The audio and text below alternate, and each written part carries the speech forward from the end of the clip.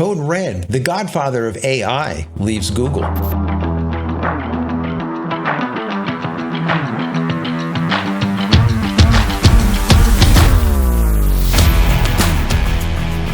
everybody, welcome back to the channel. Thank you so much once again joining me for tea time. Today we have a little bit of misty morning, and that is it. So good, so clean, so refreshing.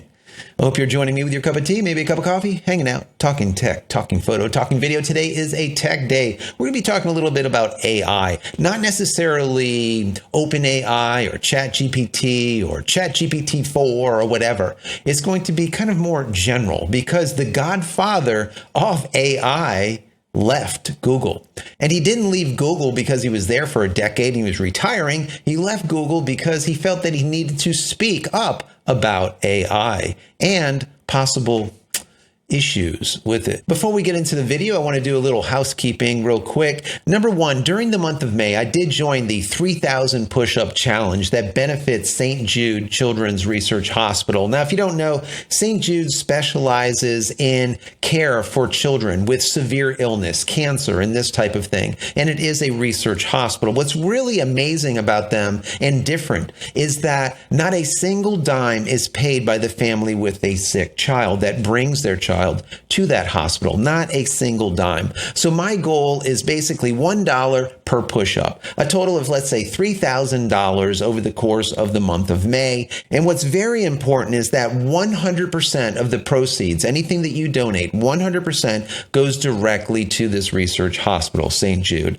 That's awesome. So down below of every one of my videos in May will be a donation button. If you click that, you can donate to this cause. Just to let you know, we only went live yesterday with this, a single day, and we have over $400 already in donations. That is amazing. Thank each and every one of you for that.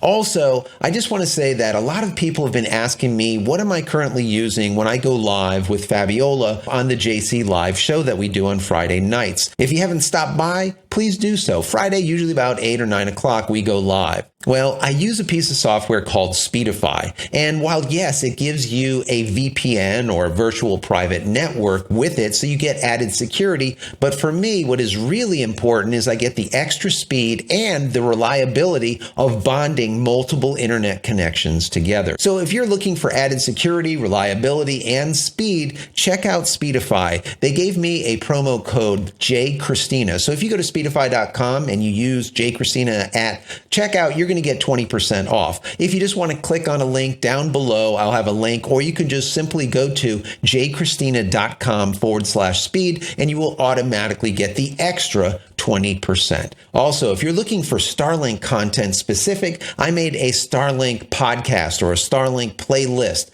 Go check that out. You can go to the channel itself and you will find it there. And if you enjoyed this content, even in the least, throw it a thumbs up. That would be very helpful. Don't forget to subscribe if you're not already subscribed, and then click this button over here so when I go live and a new video comes out, you will be notified of it immediately. And finally, go grab one of my ebooks. They are 100% free. Go to jcristina.com/books. Once again, jcristina.com/books. So now that we got all that out of the way, I was reading an article over on The Verge, and I thought it was really interesting because it talked about this godfather of AI leaving. So I want to go through this article, but then also I want to get your take on it, not just mine. So it starts out, Geoffrey Hinton, who alongside two other so-called godfathers of AI, won the 2018 Turing Award for their foundational work that led to the current boom of artificial intelligence, now says that a part of him regrets his life work. Hinton recently quit his job at Google in order to speak freely about the risk of AI, according to an interview with the 75-year-old in the New York Times.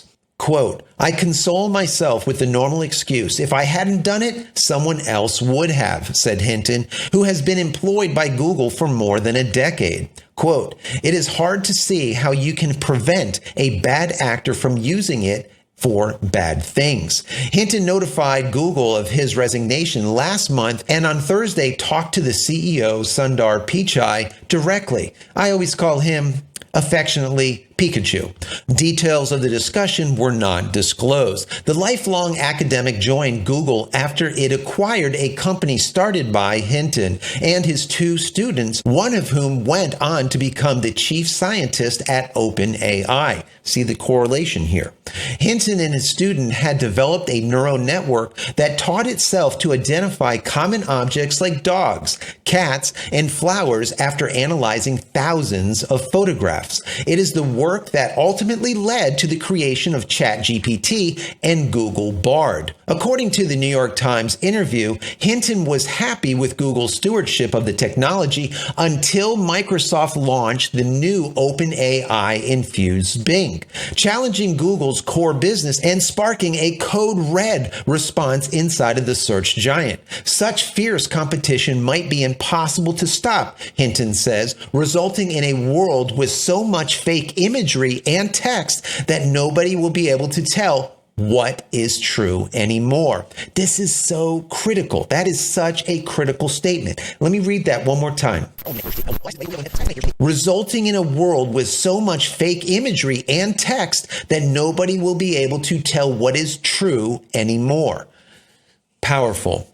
Google's chief scientist, Jeff Dean, worked to soften the blow with the following statement. We remain committed to a responsible approach to AI. We are currently learning to understand emerging risks while also innovating boldly. Hinton also took to Twitter to clarify his position on Google's stewardship. In the NYT today, Cade Mitz implied that I left Google so that I could criticize Google. Actually, I left so I can talk about the dangers of AI without considering how this impacts Google.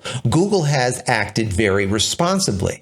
Very interesting. The spread of misinformation is only Hinton's immediate concern. On a longer timeline, he's worried about AI eliminating rote jobs and possibly humanity itself as AI begins to write and run its own code. Quote, the idea that this stuff could actually get smarter than people, a few people believe that, said Hilton in the NYT. But most people thought it was way off, and I thought it was way off also. I thought it was 30 or 50 years or even longer away. Obviously, I no longer think that. So this is the godfather of AI, basically almost the founder of ChatGPT, or let's say the brains behind it. 75 years old, and he started at 65 over at Google working on AI, and doing so thinking that all is well, and there won't be a problem for 30 to 50 years or even longer. And what has happened is computer power is becoming exponentially stronger and stronger and stronger. And as that happens, the AI becomes smarter and smarter and smarter at an exponentially faster speed. So this is where the problem lies. And we know that there's a lot of people talking about this. We know Elon Musk talked about this. Matter of fact, I was reading an article. It said this: a number of well-known AI researchers and Elon Musk signed an open letter that the current race dynamic in AI is dangerous and calls for the creation of an independent regulator to ensure future systems to be safely deployed.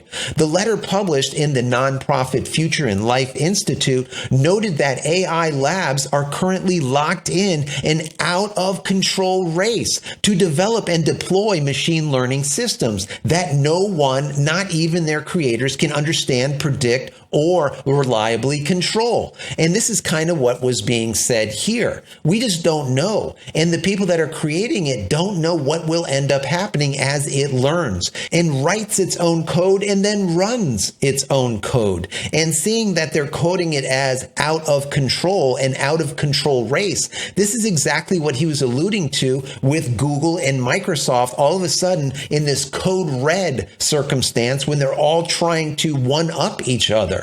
So what ends up happening is you just kind of let go of some of the security and let the people vet it, so to speak. And you can't do it with something that's this powerful, in my personal opinion. And the same thing is what Hinton is saying here. That article finalizes with this: the letter is unlikely to have any effect on the current climate in AI research, which has seen tech companies such as Google and Microsoft rush to deploy new projects products, often sidelining previously avowed concerns over safety and ethics. That's exactly what I was just speaking about. But it is a sign of the growing opposition to the, quote, ship it now and fix it later approach, an opposition that could potentially make its way into the political domain for consideration by actual legislators.